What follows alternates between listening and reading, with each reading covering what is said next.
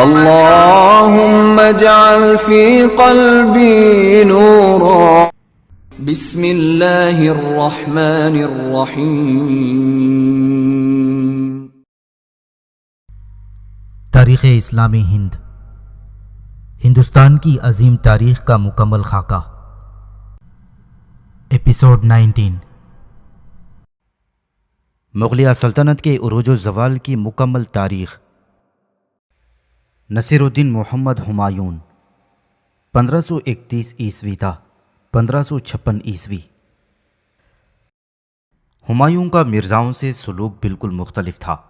محمد زماں اور محمد سلطان مرزا اور اس کے 2 لڑکوں نے یہ محسوس کیا کہ ہمایوں ان کی طرف سے لاپرواہی برت رہا ہے. چنانچہ انہوں نے علم بغاوت بلند کر دیا، لیکن ان کی بغاوت کو سر اٹھانے کا پورا موقع نہ ملا اور وہ ابتدا میں ہی کچل دی گئی. یادگار ناصر مرزا نے 1534 عیسوی میں انہیں شکست دی اور قید کر لیا گیا. ہمایوں نے جس خوش اسلوبی سے فتنہ و فساد کی سرکوبی کی تھی، اس نے بہادر شاہ کو بہت متاثر کیا اور اس نے ہمایوں کے پاس اپنا سفیر بیش بہا تحائف اور دوستی کا پیغام لے کر روانہ کیا. شہنشاہ نے سفیر کو عزت و احترام کے ساتھ باریابی بخشی اور دوستانہ جواب دے کر واپس کر دیا، لیکن دوستی کے یہ مظاہرے سنجیدگی کے ساتھ قلب کی گہرائی سے نہیں کیے گئے تھے. بہادر شاہ نے اپنی سابقہ روایات کو برقرار رکھتے ہوئے محمد زماں مرزا کا، جو کہ بیانہ کی جیل سے ایک جعلی خط کو ذریعہ بنا کر فرار ہونے میں کامیاب ہو گیا تھا، بہت ہی شاہانہ استقبال کیا. جب ہمایوں نے مرزا کی واپسی کا مطالبہ کیا تو بہادر شاہ سیاسی پناہ گزینوں کے سلسلے میں قانون اور رسم و رواج کی بحث چھیڑ بیٹھا. اس مرحلے پر بہادر شاہ نے یہ محسوس کیا کہ اب ہمایوں سے جنگ ناگزیر ہے، اور افغان سرداروں اور مرزاؤں کے پیہم کان بھرنے سے بہادر شاہ کو یہ بات پوری طرح باور ہو گئی تھی کہ ہمایوں ایک نااہل حکمران ہے، اس کی فوج ناکارہ ہے اور اس پر حملہ کر کے دہلی کا تخت چھین لینا کوئی مشکل کام نہیں. ان باتوں سے بہادر شاہ کے جوان جوشیلے تخیلات کو ہوا ملی اور اس نے دل و جان سے ایک زبردست فوجی مہم کی تیاریاں شروع کر دیں. اسی دوران اس نے رتنبور اور اجمیر فتح کر لیے. علاوہ بری اس نے پرتگالیوں سے چند مراعات اور سہولتوں کے عوض فوجی مدد کا وعدہ بھی لے لیا تھا. بہادر شاہ کا منصوبہ یہ تھا کہ مغلیہ سلطنت پر مختلف اطراف سے حملہ کر کے اسے کچل ڈالے. اس نے علاؤالدین لودھی کو، جو ابراہیم لودھی کا چچا تھا، ایک فوج کے ہمراہ کالنجر روانہ کیا تاکہ وہ ہندوستان اور مشرقی صوبوں کے باغیوں کی حمایت کرے. علاؤالدین کے بیٹے تاتار خان کو، جو ایک قابل فوجی افسر تھا، رتنبور روانہ کیا گیا تاکہ وہ ایک بڑی فوج جمع کر لے، اور برہان ملک کو کروڑوں روپیہ بھیجا گیا اور اسے ہدایت کی گئی کہ تاتار خان کی مدد کرے. اس کے علاوہ برہان ملک کو یہ بھی حکم دیا گیا کہ ناگور جا کر پنجاب پر چڑھائی کر دے اور دہلی یا پنجاب کے قریب ہمایوں کی فوجی طاقت کو مجتمع نہ ہونے دے اور اس کے لیے ایک زبردست مہم شروع کر دے. خود اپنے متعلق بہادر شاہ نے یہ فیصلہ کیا کہ گجرات کی اصلی فوج لے کر چتوڑ پر حملہ کرے. اس منصوبے کے قابل عمل ہونے کے بارے میں لوگوں میں بہت ہی اختلاف تھا. کچھ لوگوں کی رائے تھی کہ اس پلان کے نتیجے میں فوج کی طاقت منقسم ہو جائے گی، اس کے وسائل منتشر ہو جائیں گے اور اس طرح ہمایوں ان کی منقسم فوج کو ایک ایک کر کے شکست دے سکے گا. اس کے برخلاف کچھ لوگوں نے یہ دلیل پیش کی کہ مختلف جگہوں پر ہمایوں کی توجہ بٹانے کے لیے جنگ چھیڑنے سے اس کی غیر تنظیم یافتہ فوج اور کمزور وسائل پر زبردست دباؤ پڑے گا، ملک میں بغاوت بھڑک اٹھے گی اور سلطنت کے مختلف حصوں میں دشمن عناصر فتنہ و فساد برپا کر دیں گے. اس طرح ہمایوں چتوڑ کے بچاؤ کے لیے اپنی پوری طاقت اور توجہ مبذول نہ کر سکے گا اور بہادر شاہ ایک قلیل مدت میں آسانی کے ساتھ چتوڑ پر فتح حاصل کر لے گا. بہادر شاہ نے اس تجویز کو مان لیا کیونکہ اس کا خیال تھا کہ لودھی سرداروں کو شمالی ہندوستان میں کافی مدد مل جائے گی اور اگر کہیں شکست کا سامنا کرنا پڑا تو وہ ہمایوں سے یہ کہہ سکے گا کہ حملے کی ساری ذمہ داری دوسروں کے سر ہے. بہرحال حالات اس کے لیے سازگار تھے. ایک طرف تو کامران خراسان کے صوبے دار کی مخاصمانہ سرگرمیوں کی وجہ سے، جس نے قندھار پر حملہ کر دیا تھا، پنجاب چھوڑنے پر مجبور ہو گیا. دوسری طرف مشرقی صوبوں میں ہمایوں کے خلاف بغاوت پھیل گئی. ادھر سلطان مرزا گوالیار سے فرار ہو کر قنوج کے قریب فتنہ برپا کیے ہوئے تھا. ان سب کے علاوہ شیر خان کی کارروائیاں بہت ہی زیادہ خطرناک تھیں اور ایسا معلوم ہوتا تھا کہ وہ بنگال کی فتح کے لیے بہت بے چین ہے۔ چنانچہ ہمایوں نے آگرہ سے مشرق کی طرف کوچ کر دیا۔ چتوڑ ابھی بہادر شاہ کے حملے کے اثر سے مشکل ہی سے سنبھل پایا تھا کہ دوسرا اور زیادہ خطرناک حملہ شروع ہو گیا۔ بہادر راجپوتوں نے جان توڑ مقابلہ کیا، لیکن زیادہ دیر نہ ٹھہر سکی، کیونکہ بہادر شاہ بہترین قلعہ شکن توپوں سے جو اس وقت ہندوستان میں میسر تھیں قلعے کی فصیلوں پر گولے برسا رہا تھا۔ ان توپوں کو رومی خان نامی ایک بہت ہوشیار ترک توپ باز پرتگالیوں کی ہدایت کے ماتحت چلا رہا تھا۔ ہمایوں کو کالپی کے نزدیک بہادر شاہ کی چال اور چتوڑ کے محاصرے کی خبر ملی۔ اس نے خود کو دونوں طرف مصیبتوں میں گھرا ہوا پایا۔ اس نے اس خیال سے کہ بہادر شاہ کے مقابلے میں شیر خان کم خطرناک ہے، مشرق کی طرف روانہ ہونے کا ارادہ ترک کر دیا۔ اس میں کوئی شک نہیں کہ سورج گڑھ کی فتح نے جو 1534 عیسوی میں عمل میں آئی تھی، شیر خان کے وقار اور طاقت میں بڑا اضافہ کر دیا تھا اور اسے بہار کا بلا شرکت غیر حاکم بنا دیا تھا۔ چونکہ اسے بنگال کے جنگجو حکمران سے نمٹنا تھا، لہٰذا اس نے ہمایوں سے اپنی وفاداری کو ظاہراً طور پر ختم کر دیا اور خود کو بہار کا حاکم ہونے کا اعلان کر دیا۔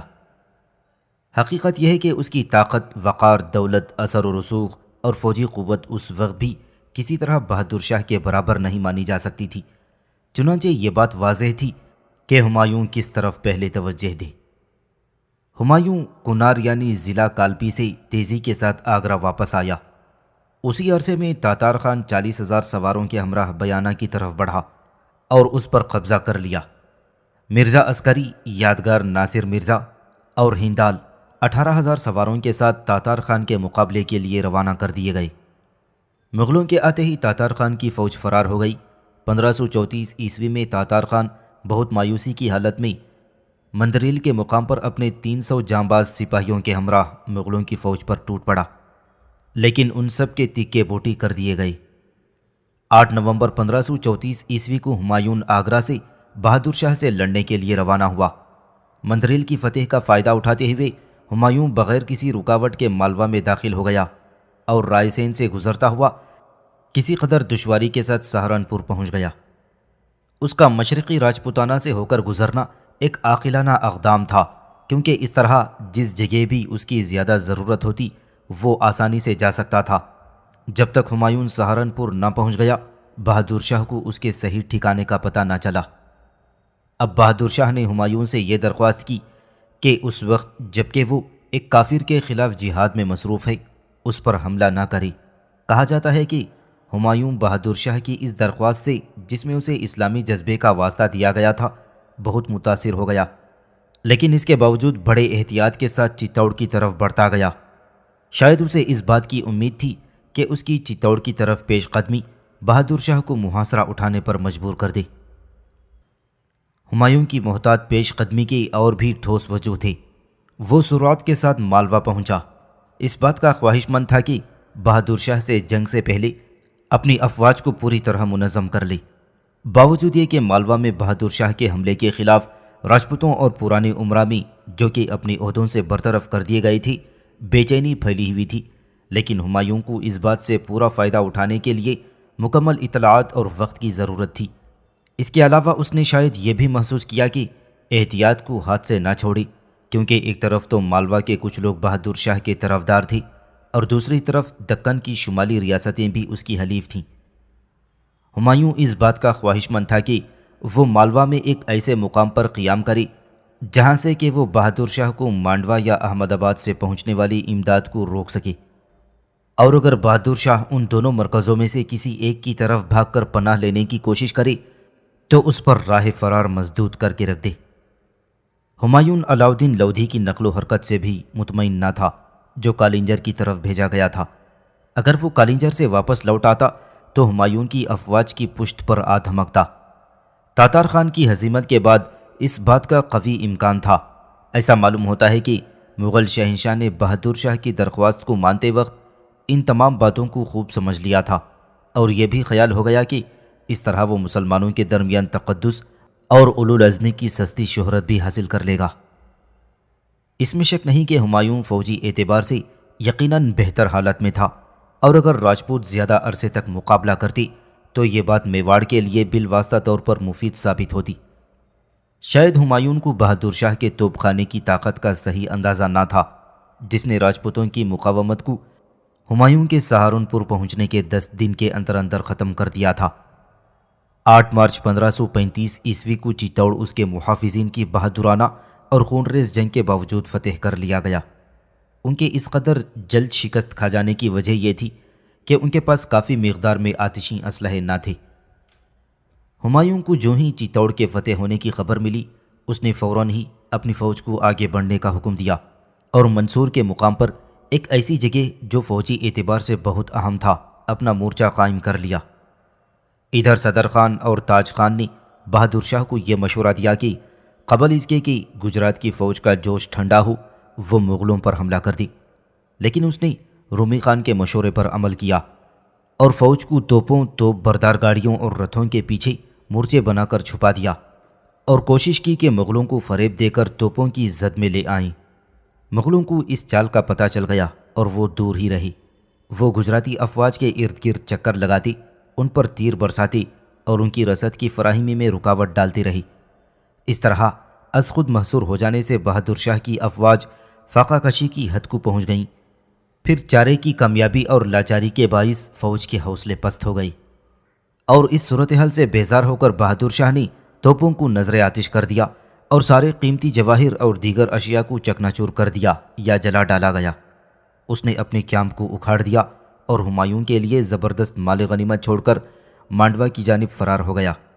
محمد زماں مرزا لاہور کی طرف فرار ہو گیا، لیکن وہاں سے کامران نے، جو کہ حملہ آوروں کا مقابلہ کرنے کے لیے بروقت آن پہنچا تھا، اسے نکال باہر کیا تھا۔ رومی خان کا توپ خانہ برباد ہو گیا اور بہادر شاہ کا اس پر سے اعتماد بھی اٹھ گیا۔ اس نے مغل شہنشاہ کی طرف رخ کیا اور ہمایوں نے اسے اپنی ملازمت میں رکھ لیا۔ گجراتیوں نے اس بدبختی کا سارا الزام رومی خان کے سر تھوپ دیا اور اس کے خلاف غداری کا الزام لگایا، لیکن واقعات اس الزام کی تصدیق نہیں کرتے۔ مغل افواج نے تیزی سے فراریوں کا پیچھا کیا۔ مانڈوا کے مقام پر مالوا، چتوڑ اور گجرات سے باہر کے علاقوں کو مغلوں کے سپرد کر دینے کے لیے بات چیت شروع ہو گئی۔ گجراتیوں کے حفاظتی انتظامات کمزور پڑ گئے اور اس موقع سے فائدہ اٹھا کر کچھ مغل شہر میں داخل ہو گئی اور زبردست افراتفری پھیل گئی۔ بہادر شاہ کو مشکل سے اتنی فرصت ملی کہ وہ قلعے میں پناہ لے سکے۔ اس نے وہاں ٹھہرنا خطرے سے خالی نہ سمجھا، لہٰذا صرف 5 ساتھیوں کے ہمراہ بھیس بدل کر چمپانیر کی طرف فرار ہو گیا اور مانڈوا یعنی مانڈو کو مغلوں کے رحم و کرم پر چھوڑ دیا۔ مغلوں نے قتل عام کا حکم دیا اور اس طرح فوج کو مجبور کر دیا کہ قلعہ ان کے سپرد کر دے۔ چمپانیر پہنچ کر سب سے پہلے بہادر شاہ نے اس بات پر توجہ دی کہ اپنی عورتوں اور جس قدر خزانے کا لے جانا ممکن ہو انہیں دیو کے مقام پر منتقل کر دے۔ اس کام کو انجام دینے کے بعد اس نے قلعہ اختیار خان کے سپرد کر دیا، شہر کو آگ لگا دی اور خود کیمبے کی طرف فرار ہو گیا۔ ہمایوں نے 1000 سپاہیوں کے ہمراہ اس کا پیچھا کیا۔ کیمبے پہنچ کر بہادر شاہ نے حکم دیا کہ 100 کشتیوں کا ایک بیڑا جو اس نے پرتگالیوں سے لڑنے کے لیے تیار کیا تھا جلا دیا جائے، اور پھر وہ خود دیو کی طرف روانہ ہو گیا۔ ہمایوں صرف چند گھنٹے کی تاخیر سے کیمبے پہنچا۔ باوجود یہ کہ بہادر شاہ گرفتار نہ کیا جا سکا، لیکن ہمایوں یہ بات فخر سے کہہ سکتا تھا کہ اس نے بہادر شاہ کو گجرات سے نکال باہر کیا ہے۔ ہمایوں کے کیمبے پہنچنے کے 2 دن بعد اس کے کیمپ پر کولی اور گاوروں نے، جو کہ مغل دشمن پروپیگنڈے سے بھڑک اٹھے تھے، حملہ کر دیا۔ حملہ کرنے والے بڑی تعداد میں قتل ہوئے اور ہمایوں نے غضبناک ہو کر شہر کو لوٹنے اور جلا دینے کا حکم دے دیا۔ ہمایوں یہاں نومبر تک ٹھہرا رہا اور اس نے یہ کوشش کی کہ پرتگالیوں کو اس بات کے لیے رضامند کر لے کہ وہ اس کے ساتھ معاہدہ کر لیں، لیکن پرتگالیوں نے یہ فیصلہ کیا کہ وہ بہادر شاہ سے ایک جنگی اور دفاعی عہد نامے پر دستخط کریں۔ چمپانیر واپس پہنچ کر ہمایوں نے جوش و خروش سے اس قلعے کو فتح کرنے کے لیے مہم شروع کی جو ناقابل تسخیر سمجھا جاتا تھا۔ چمپانیر کے قلعے کی دوہری فصیل تھی اور پرتگالی توپچی اس کی حفاظت کے لیے موجود تھے۔ قلعے میں گولہ بارود اور دیگر سامان وافر مقدار میں موجود تھا۔ مزید ضروری سامان خفیہ راستوں سے پہنچ سکتا تھا۔ اتفاق سے ہمایوں کو ایک ایسا راستہ نظر آ گیا جو اس جگہ پہنچ کر ختم ہوتا تھا جہاں قلعے کا پشتہ صرف 60 یا 70 گز بلند تھا۔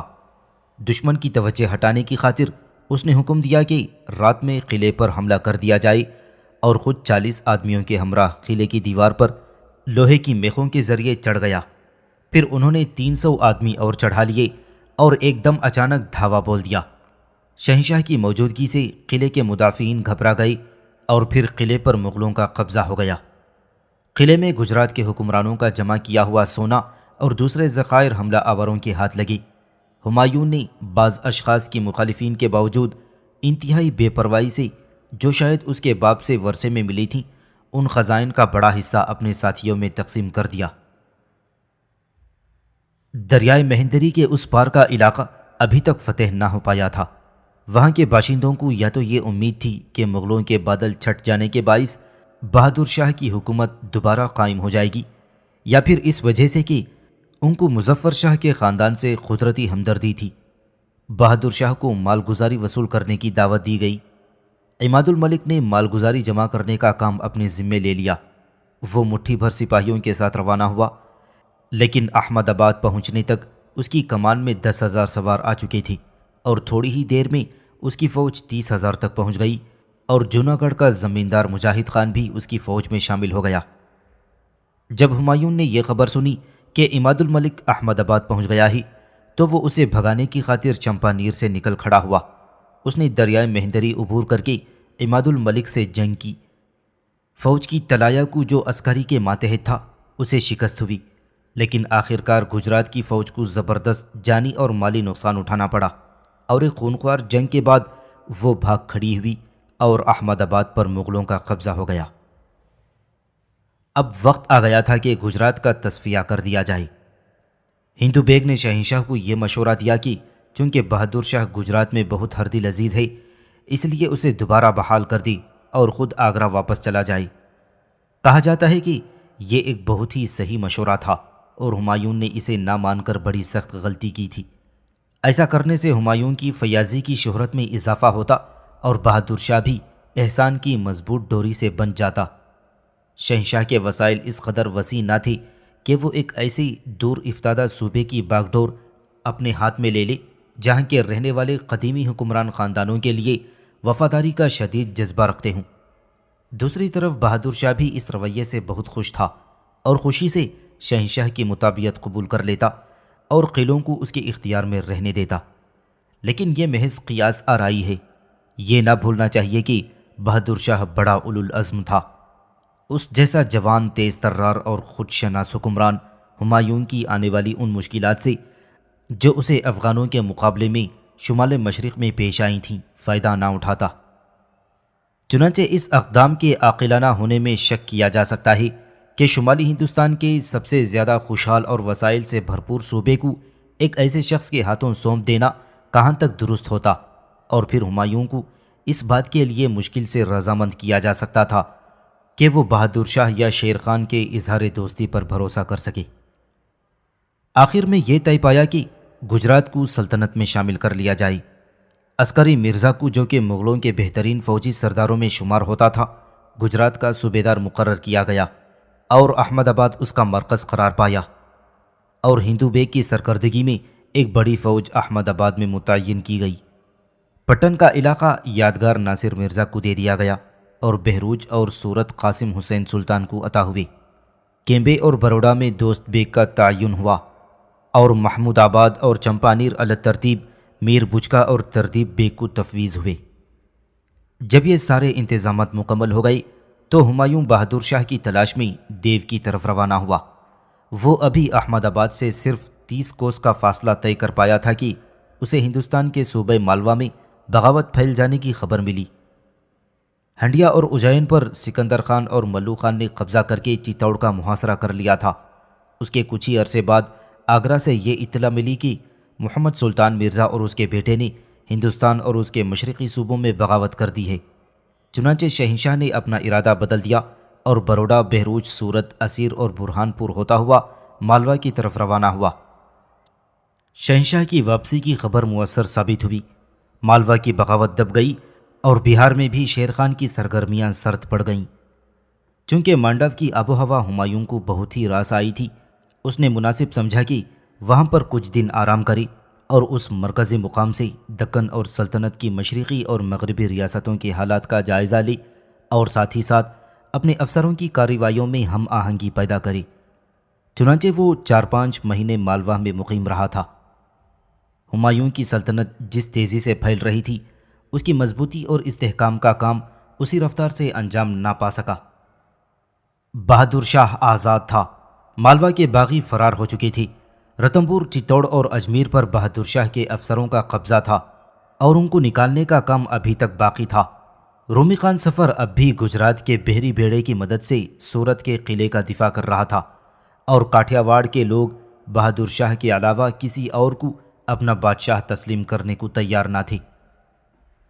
بہادر شاہ نے اس سلسلے میں شیر خان سے رابطہ پیدا کیا اور یہ کوشش کی کہ شیر خان اس بات کے لیے راضی ہو جائے کہ اپنی کارروائیوں سے ہمایوں کی توجہ اپنی طرف مبذول کرے۔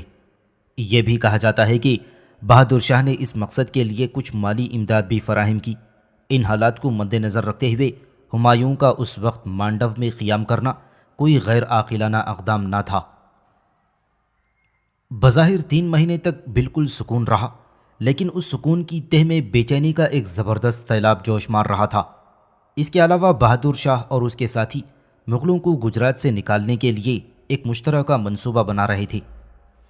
خان جہان شیرازی، جس نے بہادر شاہ کا ساتھ چھوڑ کر مغل شہنشاہ کی وفاداری قبول کر لی تھی اور جس کو سورت کا علاقہ مل گیا تھا، وہ پہلا شخص تھا جس نے بغاوت کی آگ بھڑکائی۔ نوساری، سورت، بہروچ اور بروڈا مغل افسران کے قبضے سے نکال لیے گئے اور بغاوت تیزی سے پھیلنے لگی۔ کیمبے اور پٹن بھی ہاتھ سے نکل گئے تھے۔ اس سے بیشتر مغل امراء میں اتحاد اور یکجہتی کی ضرورت کا اس قدر احساس نہ ہوا تھا، کیونکہ چھوٹی چھوٹی افواج کا بیرونی مورچوں پر قبضہ جمائے رکھنا یہ ممکن دکھائی نہ دیتا تھا۔ اس لیے ان کو احمد آباد واپس بلوا لیا گیا۔ عسکری اور اس کے مشیروں نے یہ فیصلہ کیا کہ سارے جنگی وسائل کو ایک جگہ جمع کر کے باغیوں سے مقابلہ کیا جائے۔ ان حالات میں یہی ایک عاقلانہ تدبیر تھی۔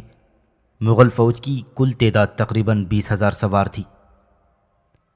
گجرات کے سلسلے میں ہندو بیگ جیسے بلند مرتبہ افسر کی رائے یہ تھی کہ اس بات کا اعلان کر دیا جائے کہ گجرات ایک آزاد ریاست کی حیثیت سے مرزا عسکری کے ماتحت رہے گا۔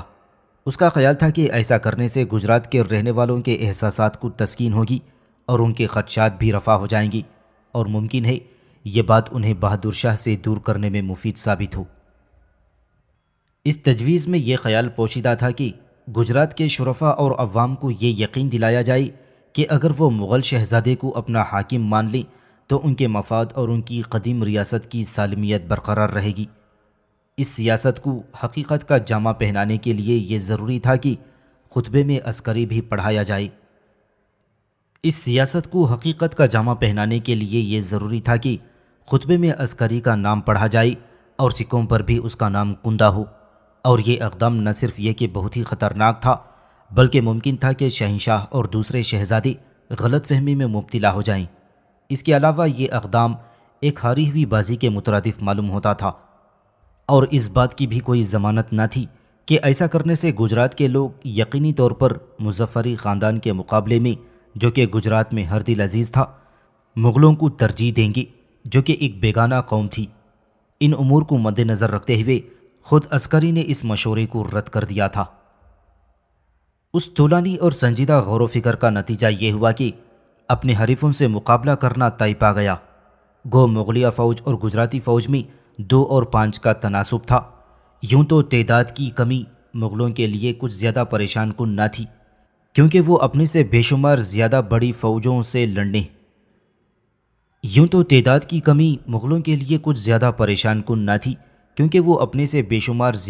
فوجوں سے لڑنے کے عادی تھی، لیکن اخلاقی حمایت کا فقدان تھا، یا یوں کہا جائے کہ گجراتیوں کی مخاصمانہ سرگرمیاں ایک پریشان کن عنصر تھیں۔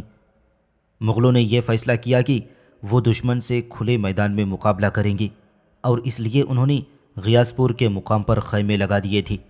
لیکن روز بروز بڑھتی ہوئی عوام دشمنی اور اماد الملک کی فوج کی زور افزون تعداد نے انہیں اس بات پر مجبور کر دیا کہ وہ اپنی تجویز پر نظر ثانی کریں۔ ان حالات میں احمد آباد ایک غیر محفوظ جزیرے کی طرح معلوم ہونے لگا۔ جو دشمنی کے بڑھتے ہوئے طوفان میں گھرا ہوا تھا۔ ایسی غیر محفوظ جگہ کو اپنی فوجی کارروائیوں کی پائے گاہ بنانا بہت ہی غیر عاقلانہ بات ہوتی۔ چنانچہ یہ فیصلہ کیا گیا کہ مغل فوج کو چمپانیر لے جایا جائے، جو ہر لحاظ سے ایک عمدہ فوجی مرکز تھا۔ حالانکہ اس اقدام سے یہ تاثر پیدا ہوتا تھا کہ مغل افواج گجرات کو خالی کر کے پیچھے ہٹ رہی ہیں، لیکن اس کے بغیر کوئی چارہ کار بھی نہ تھا۔ بہرحال اس اقدام کے نتیجے میں اگر مغل فوج مقابلے کی تاب لا سکی تو احمد آباد کو دوبارہ فتح کیا جا سکتا تھا، اور اگر مغل اپنی کوششوں میں کامیاب نہ ہوتے تو اس ترکیب سے کم از کم اپنی فوج کو تو تباہی سے بچا لیتے۔ ممکن ہے کہ عسکری اور اس کے مشیروں نے احتیاط اور دور اندیشی کے پیش نظر اس اصول کو اختیار کرنے میں غلطی کی ہو، لیکن یہ کہنا مشکل ہے کہ یہ فیصلہ محض حوصلے کی کمی یا مایوسی کے سبب کیا گیا تھا، کیونکہ عسکری اور یادگار ناصر مرزا دونوں ہی دلیر فوجی افسر تھے اور ان کے ہمراہ تجربے کار اور آزمودہ کار مشیر بھی تھے۔ شہزادہ جن خطرات سے دوچار تھا اس کے لیے بابری حوصلہ، ہمت، اثر و رسوخ اور اقتدار کی ضرورت تھی، لیکن عسکری نہ تو بابر کی طرح بلند حوصلہ ہی تھا اور نہ ہی اس کی طرح مقتدر یا صاحب اختیار تھا۔ بعض اوقات مصلحتاً پیچھے ہٹنا بھی بے سوچے سمجھے آگے بڑھنے سے بہتر اور مفید ہوتا ہے۔ مغل افواج کے سالار ہونے کے سبب اسے اس بات کا حق تھا کہ وہ خود فیصلہ کرے کہ اسے کب اور کہاں حفاظتی تدابیر اختیار کرنا ہے اور کس وقت پیش قدمی کرنا چاہیے۔ چمپانیر جنگ کا مرکز بن سکتا تھا اگر تردی بیگ عسکری کو دل و جان سے مدد دینے کو تیار ہوتا اور اپنے سارے وسائل شہزادے کی خدمت میں بے چون چرا پیش کر دیتا۔ عسکری اور اس کے ساتھیوں نے یہ سمجھ رکھا تھا کہ تردی بیگ ہر طرح سے ان کا ساتھ دے گا، اور حقیقت یہ ہے کہ اس کے علاوہ کسی اور خیال کی گنجائش بھی نہ تھی۔ تردی بیگ سے یہ توقع کی جاتی تھی کہ وہ شہزادے کے احکام کی پوری تعمیل کرے گا، کیونکہ شہزادہ اس کا افسر اعلیٰ تھا۔ مغل فوج کے پیچھے ہٹتے وقت دشمنوں نے عقب سے حملہ کر دیا تھا، سخت ماری کا آرائی ہوئی اور اس جنگ میں دونوں حریفوں کو بہت جانی نقصان ہوا۔ تردی بیگ نے شہزادے کا پرتپاک استقبال تو کیا تھا، لیکن شہزادے کی اجازت حاصل کیے بغیر کسی قسم کی مالی مدد دینے سے انکار کر دیا۔ اجازت حاصل کرنے کی کارروائی اصولاً کتنی ہی ضروری کیوں نہ ہو، مگر منظوری کے حصول میں کم از کم 10 دن تو لگ ہی جاتے ہیں۔ حالات کی نزاکت اس قدر تاخیر کی اجازت نہ دیتی تھی۔ بہادر شاہ کی فوج خطرناک حد تک نزدیک آ چکی تھی، اور حالات کا تقاضا یہ تھا کہ اتنی تاخیر نہ کی جائے کہ مغل فوجوں کا جوش و خروش اور جذبہ انتقام اور کھوئی ہوئی عزت کو دوبارہ حاصل کرنے کا عزم ٹھنڈا پڑ جائے۔ تردی بیگ کی خودسری اور ایسی صورت میں جب کہ خطرات کے بادل سر پر منڈلا رہے تھی، اس کے شہزادے کو مدد دینے سے انکار نہ صرف یہ کہ جوان سال شہزادے کے لیے خجالت اور شرمندگی کا باعث بنا، بلکہ نتیجہ یہ ہوا کہ اس کے خلاف اس کا غضب بھڑک اٹھا۔ بے انتہا مایوسی کی حالت میں عسکری نے اپنے مشیروں کے مشورے کو مان لیا اور تردی بیگ کو گرفتار کرنے کا منصوبہ تیار ہو گیا، لیکن تردی بیگ کے کان میں اس بات کی بھنک پہلے سے ہی پڑ چکی تھی، اس لیے اس کے شبہات میں اضافہ ہو گیا اور اس نے شہزادے سے ملاقات کرنے سے انکار کر دیا۔ علاوہ بریں اس نے شہزادے سے چمپانیر چھوڑنے کا مطالبہ کیا اور یہ دھمکی بھی دی کہ وہ قلعے پر سے گولہ باری شروع کر دے گا۔ عسکری گھبرا گیا اور اسے اپنی ذہانت کا سخت احساس ہوا۔ چونکہ ان مختصر وسائل کے ساتھ بہادر شاہ سے جنگ کرنا ممکن نہ تھا، اس لیے عسکری کے پاس صرف 2 راستے تھے، یا تو وہ ہمایوں کے پاس واپس چلا جائے یا پھر کسی اور طرف کا رخ کرے۔ عسکری اپنی مہم کی ناکامی کے سبب شہنشاہ کے سامنے جانے سے شرماتا تھا۔ اس کے علاوہ تردی بیگ جس کے اختیار میں مالوا کی شاہراہ تھی اس کا راستہ روک سکتا تھا، کیونکہ اسے عسکری کی نقل و حرکت میں بدنیتی کے آثار نظر آتے تھے۔ چنانچہ شہزادے نے یہ فیصلہ کیا کہ وہ صحراؤں میں بھٹکتا پھرے، چنانچہ وہ بے نیل و مرام راجپوتانہ میں سرگرداں رہا۔ تردی بیگ نے شہنشاہ کو یہ اطلاع بھیجی کہ عسکری نے تاج و تخت پر قبضہ کرنے کا منصوبہ بنایا ہے اور وہ آگرہ کی طرف بڑھ رہا ہے۔ اس خبر نے ہمایوں کو پریشان کر دیا اور اس نے فوراً یہ فیصلہ کیا کہ عسکری کا آگرہ کی طرف جانے کا راستہ روک دیا جائے۔ گھاٹ خارجی پر واقع ریاست پالن پور پر اس نے عسکری کو جا لیا، لیکن عسکری کے برتاؤ نے ہمایوں کے شبہات کو ختم کر دیا اور ان کی ملاقات میں گرم جوشی کا انداز تھا۔ یقیناً ہمایوں نے سارے معاملات کا خوب اندازہ کر لیا ہوگا، چنانچہ اس نے مرزا اور اس کے ساتھیوں کو نہ تو کوئی سزا دی اور نہ ہی ملامت کی تھی۔ چنانچہ دونوں بھائی مارچ 1537 عیسوی میں آگرہ کی طرف روانہ ہو گئے۔ گجرات کی شکست کا مالوا پر اثر انداز ہونا یقینی بات تھی، کیونکہ مالوا کے حالات ابھی تک پرسکون نہ ہو پائی تھی۔ یہ بھی خیال کیا جاتا ہے کہ گجرات کی شکست سے دکن کی ریاستوں کا رویہ بھی بدل جائے گا۔ وہ فوج جو گجرات میں مقیم تھی، بجائے اس کے کہ مانڈو پہنچ کر ہمایوں کی فوج میں شامل ہو جائے، شمال کی طرف پیش قدمی کر چکی تھی، اور عسکری کا رویہ جیسا کہ تردی بیگ نے اطلاع دی تھی پریشان کن تھا۔ مالوا میں ہمایوں کے وسائل خطرے کا مقابلہ کرنے کے لیے بالکل ہی ناکافی تھی۔ وہ اس بات کے لیے آمادہ نہ تھا کہ مالوا میں رہ کر اور علاقوں سے منقطع ہو جائے اور مغلوب کر لیا جائے۔ چنانچہ اس نے یہی سمجھا کہ مالوا چھوڑ کر تیزی سے آگرہ کی طرف روانہ ہو جائے۔ اگر عسکری مانڈو میں ہمایوں سے مل جاتا تو اسے کچھ امید ہوتی کہ وہ کامیابی کے ساتھ مقابلہ کر سکے گا۔ خیال کیا جاتا ہے کہ گجرات کی شکست کا اصلی سبب یہ تھا کہ ہمایوں عسکری کو فوجی امداد فراہم نہ کر سکا، اور بلا واسطہ یہی بات مالوا پر اثر انداز ہوئی۔ اس نظریے میں یہ بات مضمر تھی کہ ہمایوں کے پاس ایک بڑی فوج تھی اور گجرات میں مغل فوج کی تعداد کم تھی۔ اس نظریے کو درست ماننے کا کوئی جواز نہیں۔ زیادہ امکان اس بات کا ہے کہ مالوا میں مقیم فوج گجرات کی فوج سے کچھ زیادہ بڑی نہ تھی، حالانکہ مالوا کی حفاظت گجرات کو قبضے میں رکھنے کی ضرورت کے مقابلے میں کہیں زیادہ اہمیت رکھتی تھی۔ علاوہ بریں گجرات کی فوجی حکام نے کسی مدد کی درخواست بھی نہ کی تھی۔ یہ بھی حقیقت ہے کہ نہ تو ہمایوں نے اور نہ ہی عسکری اور اس کے مشیروں نے اس کی ضرورت سمجھی کہ گجرات میں مزید فوج بھیجی جائے، کیونکہ فوجی نقطۂ نظر سے گجرات میں مغل فوج کی طاقت کچھ زیادہ غیر تسلی بخش نہ تھی۔ مرزا عسکری کے اس بد نصیب فیصلے نے کہ وہ شمال کی طرف چلا جائے، مالوا میں ہمایوں کی صورتحال کو بہت کمزور کر دیا، اور اسی وجہ سے وہ صوبہ ہاتھ سے نکل گیا۔ اگر تردی بیگ نے عسکری کو مدد دی ہوتی تو اس بدبختی سے نجات حاصل ہو جاتی، اور تردی بیگ کو بھی اس شرمندگی کا سامنا نہ کرنا پڑتا کہ چمپانیر جیسا قلعہ بزدلی کے ساتھ دشمن کو سونپ دیا گیا۔ مغلوں کی اس ناکامی کے لیے وہ گجرات اور مالوا کی ریاستوں کو قبضے میں نہ رکھ سکے، کسی کو بھی پوری طرح ذمہ دار نہیں ٹھہرایا جا سکتا۔ یہ کچھ تو اتفاقی اور ناگہانی حالات اور کچھ اس بات کا نتیجہ تھا کہ مغل افواج میں ایک دوسرے پر شک اور بے اطمینانی پائی جاتی تھی۔ مالوا میں ہمایوں کے کوچ کی خبر وہاں پر بغاوت کا پیش خیمہ ثابت ہوئی۔ بھوپت رائے اور ملو خان نے فوراً مانڈو پر قبضہ کر لیا، اور خاندیش کے محمد شاہ نے ان کا ساتھ دیا تھا۔ مالوا کے لوگوں نے بھی بہادر شاہ کی طرفداری کا اعلان کر دیا، لیکن قسمت نے زیادہ عرصے تک ان کا ساتھ نہ دیا۔ بہادر شاہ پرتگال کے وائسرائے کو اس بات پر راضی کرنے کے لیے دیو روانہ ہوا کہ وہ ان کے تعمیر کردہ قلعہ اور شہر کے درمیان ایک دیوار کھڑی کرنے کی اجازت دے دے۔ بہادر شاہ یہ دیوار اس لیے بنانا چاہتا تھا کہ پرتگالیوں اور شہر کے باشندوں کے درمیان اکثر جو جھڑپیں ہوتی رہتی تھیں ان کو ختم کیا جائے، اور گورنر نے جو کہ جنگی سپاہیوں کے ہمراہ آیا تھا بیماری کا بہانہ بنایا اور یہ کہلا بھیجا کہ وہ سلطان کے پاس آ کر اس سے بات چیت کرنے سے قاصر ہے۔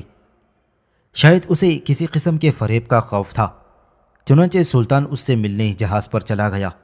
جب سلطان نے گورنر کو صحیح و سالم اور تندرست پایا تو اسے شک ہوا اور اس نے فوراً ہی واپس آنا چاہا۔ اسے روکنے کی کوشش کی گئی، جس کے نتیجے میں لڑائی چھڑ گئی، اور اس لڑائی میں پرتگالیوں کا کمانڈر مینوئل ڈسوزا سمندر میں گر کر ڈوب گیا، اور پھر بہادر شاہ سمندر میں کود کر نکلنے کی کوشش کی، لیکن وہ بھی زخمی ہوا اور غرق ہو گیا۔ یہ واقعہ 1537 میں رونما ہوا تھا۔